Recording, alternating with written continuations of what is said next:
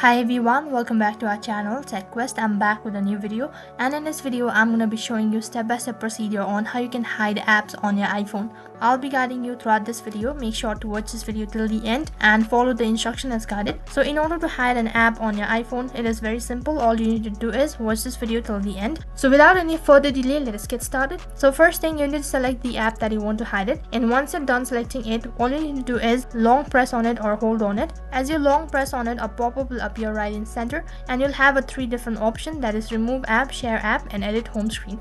So what you'll need to do is you need to click on remove ad in order to hide it. So once again, there's a pop-up. Now you have a two different options, that is either you want to delete your app or you want to remove it from the home screen. Since our video is based on how to hide your app on your iPhone, now what you need to do is you need to click on remove from home screen, and as you tap on it, the app will be removed from the home screen. So that is how you can hide an app on your iPhone. So that is all for this video. I hope the video was helpful. Make sure to like, share and subscribe to our channel. Thank you for watching.